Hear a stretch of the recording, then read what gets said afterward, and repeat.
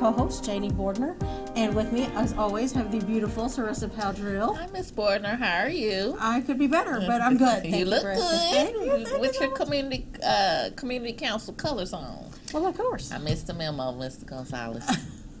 We try to dress alike, but we never make it. So I have my glasses on today because I have to read all the accomplishments for our great guests. So bear with me. So. Mr. Gonzalez, yes. We're not even going to attempt to pronounce the first name because I am from DeSoto and then went to college in Oklahoma, so forget it. It's not going to happen. So anyway, you are a senior advisor for us at the council because we involve people in the community on how our strategic plan needs to look, what our community needs are, and how we need to meet those needs. So you're on that committee as well. You also work with our community youth development program. And then you were just an all-around great guy by helping us pick up some donations last week. So that was awesome. I mean, truckloads of donations, which is awesome. But some of the things that you have done, you're a White House intern, the Bill and Melinda Gates Foundation Scholar, Georgetown University Bachelor's Degree in Government, Harvard University Master's Degree in Education, Policy and Management, Columbia University Master's Degree in Educational Leadership. You're working on that. So that's amazing, and you're a youngster too. So we were just making fun of how old I am, especially because you are, very young, just in your 20s. I don't even remember what happened in my 20s because it was so long ago. I don't want to remember what happened in my 20s. You don't want to remember? That's a totally different story. Can't wait to hear that story. But I commend you, Mr. Gonzalez. Absolutely. So tell us the correct pronunciation of your name. So, mi nombre es Adan Gonzalez. There you go. And if anything, obviously, well, first of all, thank you for having me. No, you are welcome. Thank Absolutely. you for being here. No, and your time is very valuable. No, I keep thinking this as soon as you get started, and this happens to me every time. I'm like, why am I even here? What is it that we are trying to accomplish? And for me, it's been, I can say as simple as, all I ever wanted was to go to the grocery store and be able to get that one Hershey's chocolate bar. And I hear my parents, we don't have enough for it. And to even begin there, got to go all the way back to when I was 6 years old.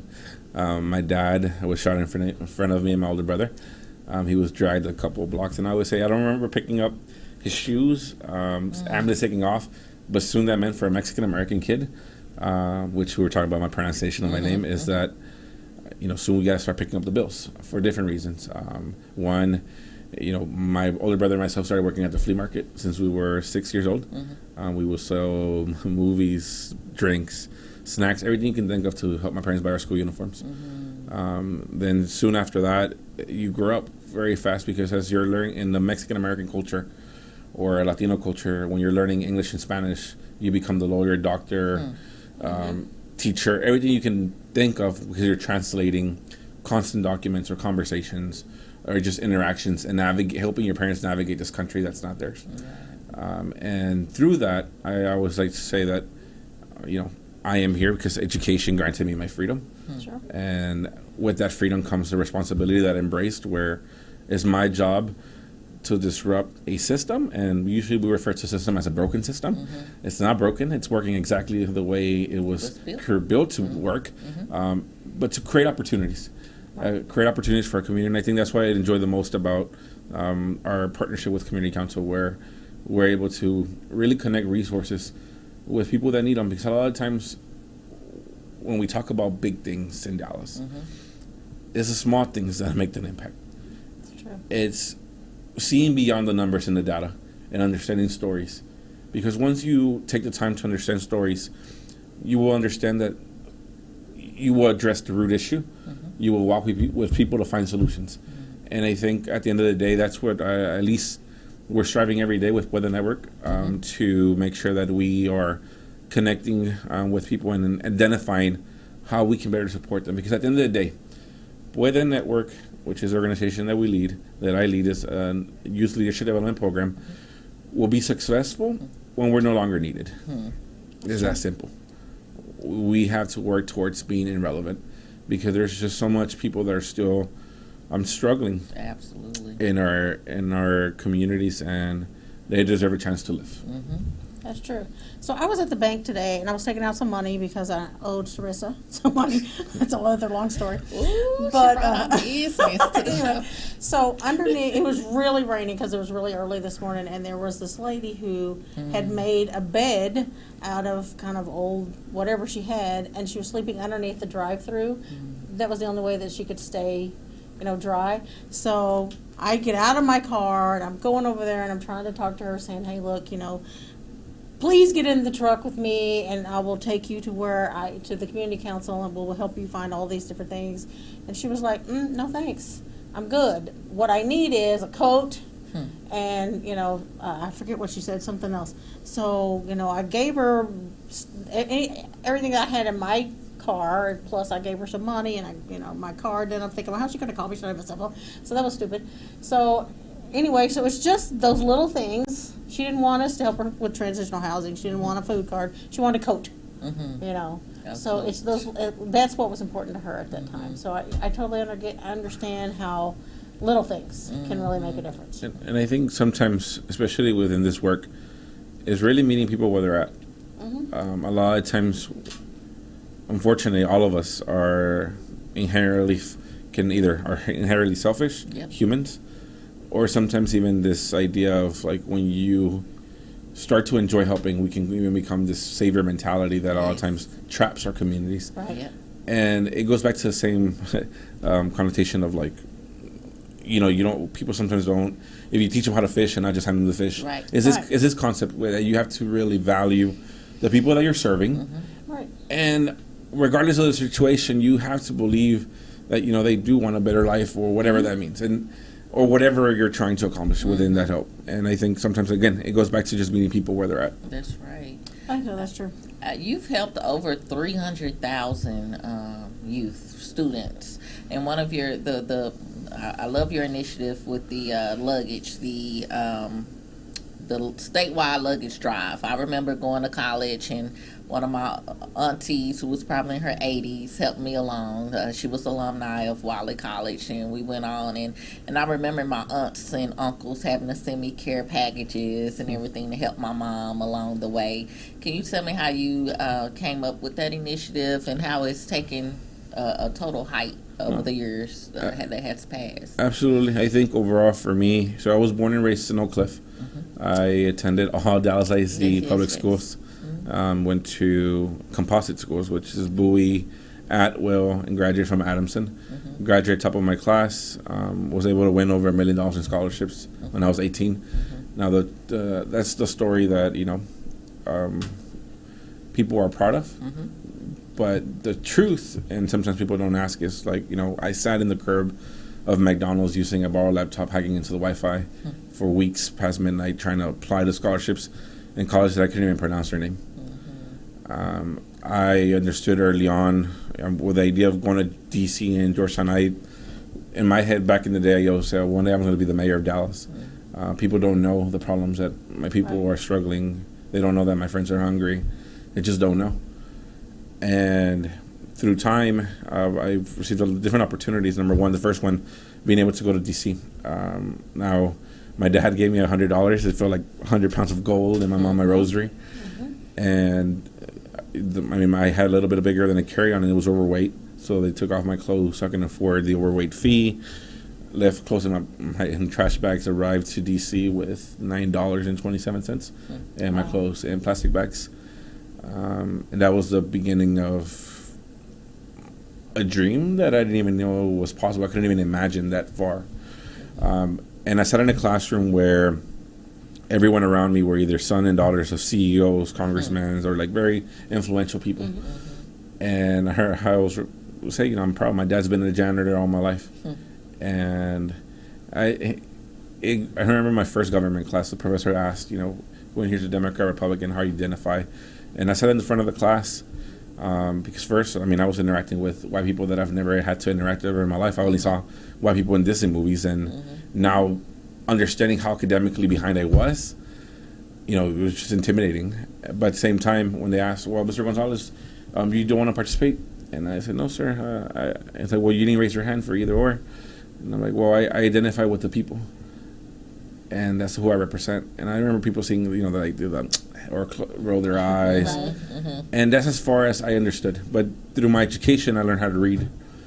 And I learned how to understand what was happening and how people in college were studying in my community. Mm-hmm. And beyond that, though, I started reading the newspaper and figuring out so many of different leaders in our community that are poverty pimps, that are taking advantage of a system because they can speak better or because they're my color or whatever reason they feel like they're the entitled leaders. Made me very upset because that's when I understood that people do know what's happening in my neighborhood. And I started understanding how people are taking advantage of the vulnerability of other people's needs. And I wanted to change that. You know what? That's something that nobody ever talks about, and I'm so glad. Don't want to touch the subject. Oh, I'm so glad that you brought that up. So the phrase poverty pimps, I mean, I know what that means, but explain that because a lot of people probably don't. My perspective on poverty pimps, or the description of it, is people who take advantage of vulnerable folks by either saying they say they represent a certain demographic of people, request resources and sometimes get them, but only provide limited resources so people can continue to need that individual. Right. You don't liberate. You don't empower. If anything, you try to build a system where people depend on you and stay in their position.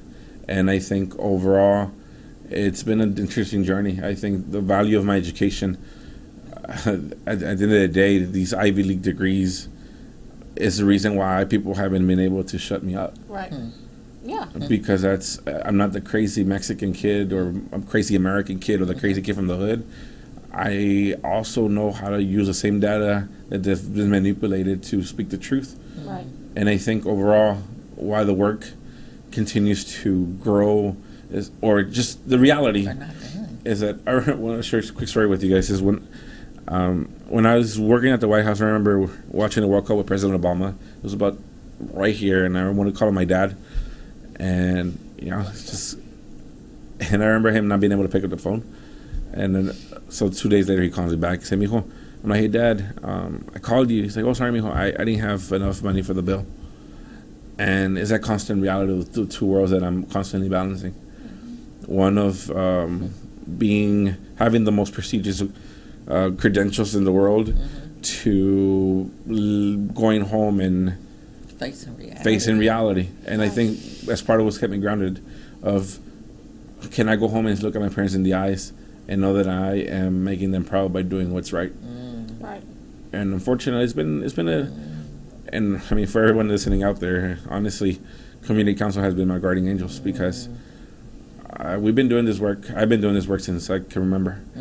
And I mean, it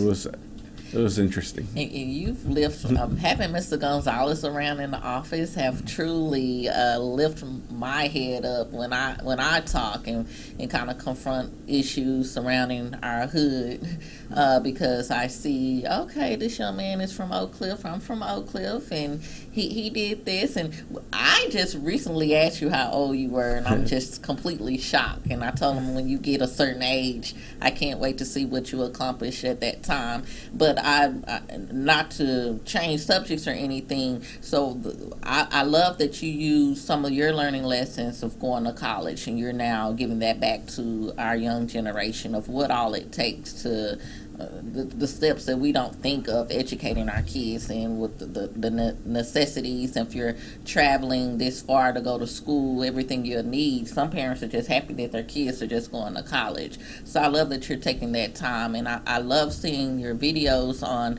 Facebook. These hundreds and hundreds of kids. Is it your backyard? Yeah. In your backyard, all types of temperature in Dallas, Texas weather, and these kids out here on their computers learning STEM, and you hear every day, these young kids, they don't have time, they don't want to listen. No, I mean, the picture that you paint of your reality of helping our youth is, you can't explain it. So tell me how is it going with the STEM program? Absolutely. And your outreach to our young kids? within Puede Network, we have the Puede Network Scholars Program that I have about 287 kids that are meeting high expectations, maintaining certain grades, turning in reading our literacy program, performing 120 hours of community service a year. And these are kids that are from 3 years old all the way to 17. And they're so excited. Because part of when I was in college and started realizing, wow, like everyone else that's around me, they did the same things that I did, which was 4 pillars, and there's the 4 pillars of Puede, which is community service, leadership initiatives, academic success, and ambition support. I've been saying the same thing since I was 18 years old. And it got to a point where I couldn't wait for anyone to, I guess, believe in it, and we started doing the work. Because it then goes back to the reality of the classroom that I have in my backyard. You know, a couple of years ago, you can find in Dallas Morning News when there was park rangers that tried to kick us out of a public park, and there's an excuse of like, oh, is there a permit? A permit wasn't necessary because it's not. There isn't. It's a public park, number one, but 2, even within a public park, where we were practicing there's actually not a field there, and that addresses one of the big issues in our community. Where, for example, for Latinos or Mexican Americans, is that soccer is a huge sport in our community, and we don't even have enough soccer fields or a handful of them in our community. How really do we want to involve our community? So there's just so many issues. So backtracking, whenever my wife and I congratulations thank on you. that too. Got married Ms. Gonzalez. last year, we talked about the importance of the work that we're going to continue. And when we bought our house, we saw the backyard was pretty lengthy, so we were like, we're going to put a field here. And we did a turf soccer field. It was recycled.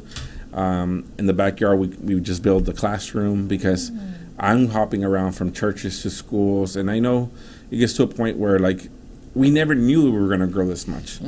I never understood. Like, again, we've been doing this for years. Even before I grew up in this program was just my father that was getting all the kids from the apartment complex, kicking the ball around.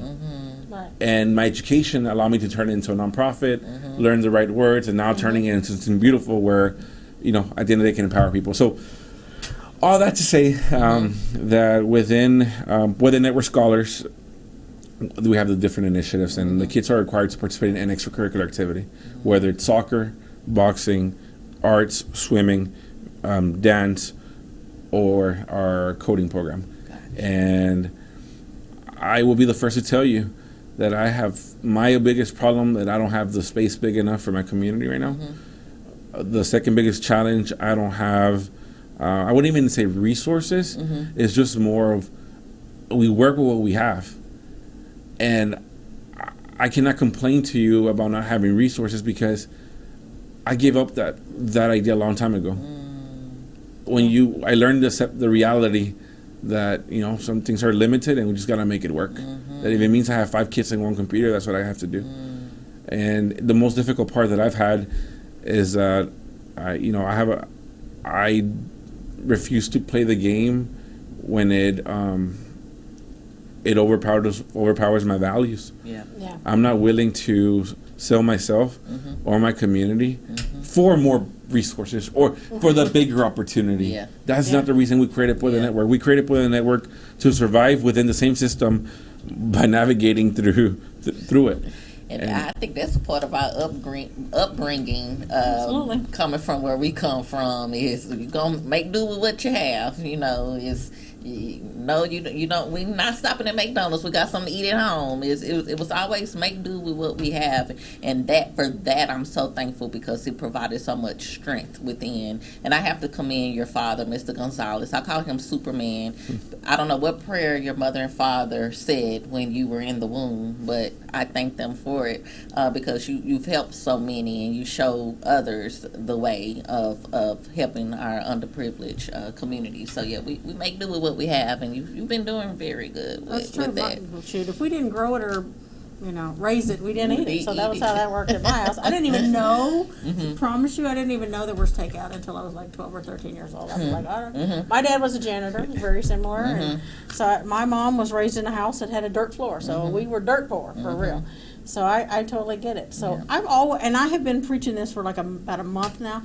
I know we need a reality show in Dallas that shows exactly how it is that there is such poverty in Dallas. We get to see the Real Housewives. We get to see, Dallas with, J.R. Ewing and all that kind of stuff. I want a reality show that says, hey, this is what it's like to be poor in Dallas. Let's fix it. And now you have to do it because someone else is watching. And somebody else is watching. Hey, that's right. So we need to do it. Yeah, and you have to show the strength of our parents and parents alike for just pushing on and giving us that same strength.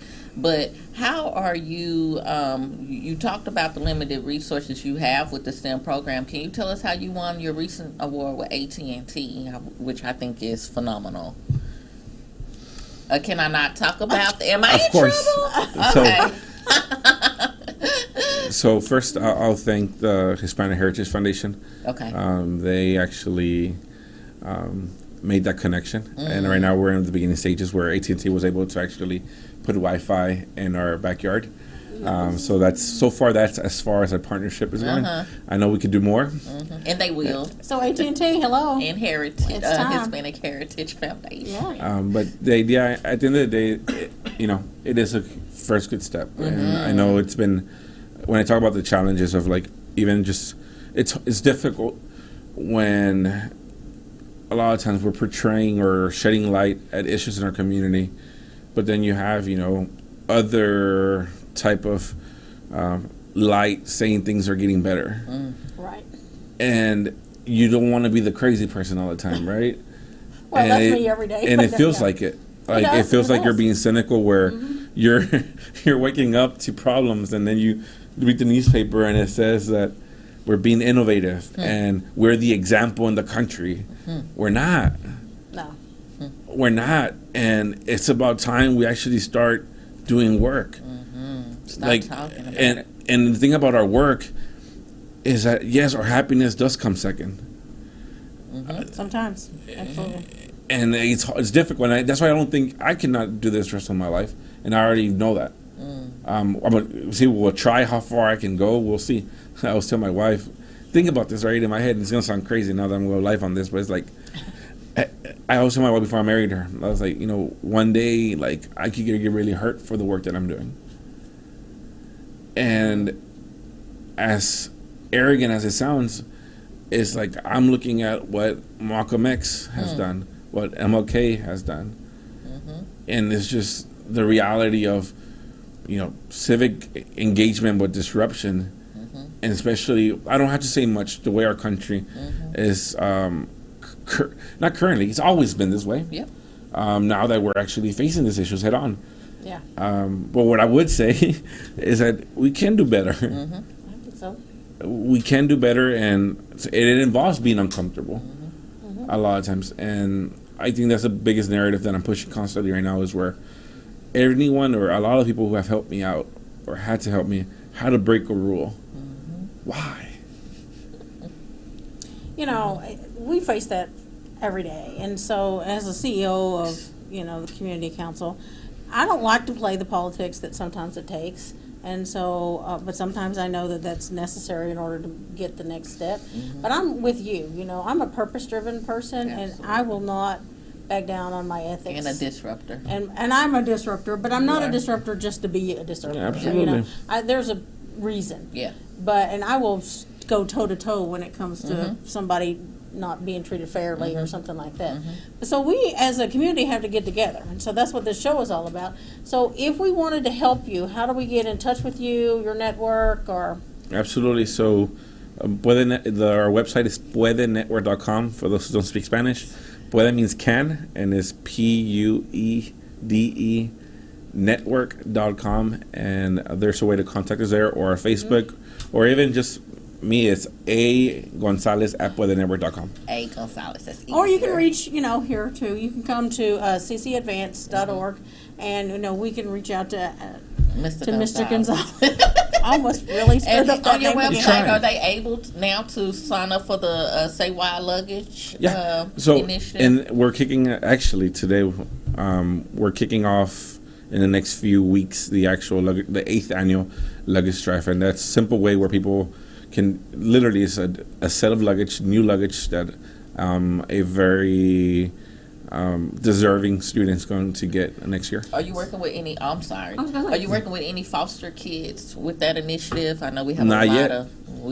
I know our foster children. We need to do more for those. So you want a set of new luggage? Yeah. Like, can you 1 suitcase, 3 suitcases? Any suitcase will do. Usually the 3 to 5 piece set, so it can be in between.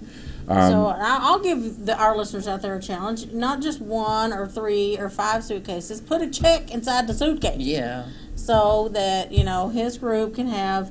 Because they want toiletries. I mean, these kids go, they With don't have, they need nothing. shampoo. So I know you've traveled and you stole all the shampoo from the hotel you've been in, and you got body lotion, all that kind of stuff. Put some of that in there too, and bring it on to where? What are we bringing? So we can Bring bring it to the council? Absolutely, Okay. and actually that's the next time I was about to make, where it's good. The luggage every year it varies. For sure, we always get a luggage set. That we and after the second year we added bedding. We want to add all these extra things that we know is necessary. But again, we go back to 1 year, we get more support the next year. And why? Because a lot of times with Puede Network, the truth is, we're still limited in resources. Because in order to apply to grants, you need to have $1 million budgets. Yeah. And then the list goes on. So even when you're trying to break into that system, Yeah. it's... Well, this is how the Community Connect works here. partnerships. We are going to just right now just put it on record. We always try to put something on record. So I will, whatever we can do. So we have a computer lab at our organization. So if you need that when we're not having classes or whatever, or if your kids want to enroll in those classes, that's absolutely fine too. So we do a lot of training on our 7th floor. There's a lot of computers set up already. So anytime you need that, absolutely you. fine. If you will send us a list of everything that you need for this drive, we will make you a page on our website.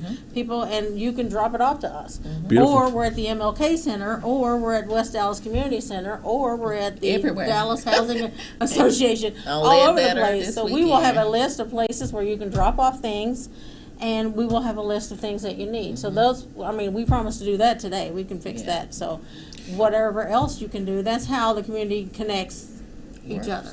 And I want to just take time out to say, give a huge thank you to Bank of America and the Dallas Police Department. For this year, they donated over 4,000 backpacks full of way school more than supplies. Way more than that. I'm sorry. Last year, we Bank of America and along with the Dallas Police Department donated 4,000, and Mr. Gonzalez helped us distribute those Absolutely. across our neighborhoods. But this year, Bank of America and the Dallas Police Department came through again for community council and the kids in our community. So I didn't want to have this conversation without saying thank you. Yeah, absolutely. Major thank you. We were able to help thousands of kids this year. That was nice. Not only were there backpacks, there were supplies in the backpacks. Backpacks So that was full of amazing. supplies. Can't thank the Dallas Police Department and Bank of America enough.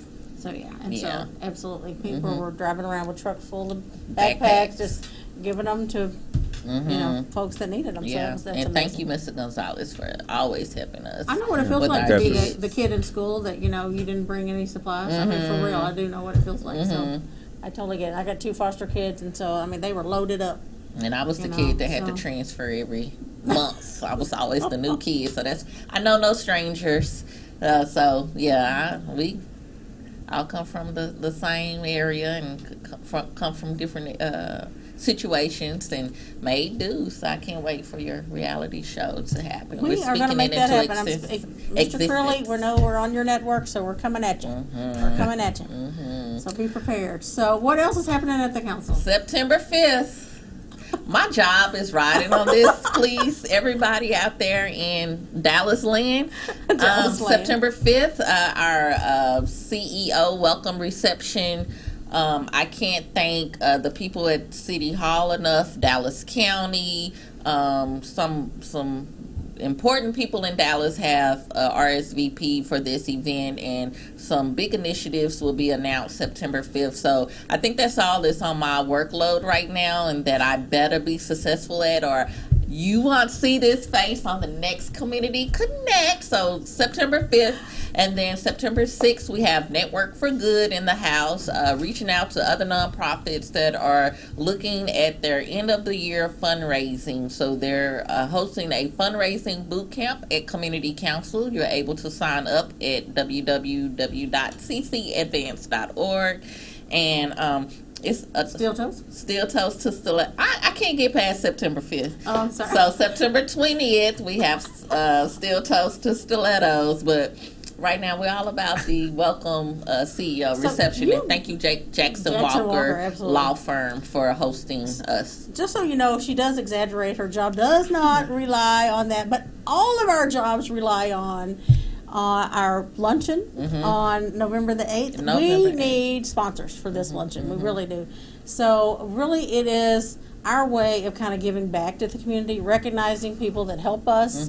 And so this year, Dr. Joe May, who's the Chancellor of Dallas County Community College District, is going to be our keynote speaker. He's also getting an award. So there's going to be some really great things that are going to go on. We do have some great initiatives that are coming up. You will see some proclamations from the county and the city, because we are doing some really interesting things that have never been done before in Dallas. We're going to get this reality show too. I'm going to get it before it. I believe in what you touch and agree. Amen. It's just going to happen. But we need some sponsors for our luncheon, and next year we turn 80, and so we're going to try to kind of morph kind of all of that together. And it's at the Statler on November 8th. So please, call us, let us know, email us, just go to the website and let us know how we can partner with you. So, because we want you to get a good bang for your buck. And our existing partners and vendors, I mean, it's hundreds of you, and we can't wait for you to sign up and pitch in and help us with this major Impact Award luncheon. Absolutely. So it was really so nice of you to come. And so, we're all just in awe of you and everything that you have done. So any parting words for us? We haven't had our T-shirt quote today, have we? We said it off camera. I like what you say, education. It's my freedom. It's our freedom. Say that again. Education is our freedom. Education is our freedom. T-shirt. We're going to have a T-shirt store. Education is my freedom. So anything else you would like to share with us? I think overall, just thank you. I know that it's hard work, but we'll get it done. No, we owe you absolutely a great debt of gratitude. Thank you. Like I said, anything we can do. So until we meet next time, thank you so much for joining us, and we'll see you next time.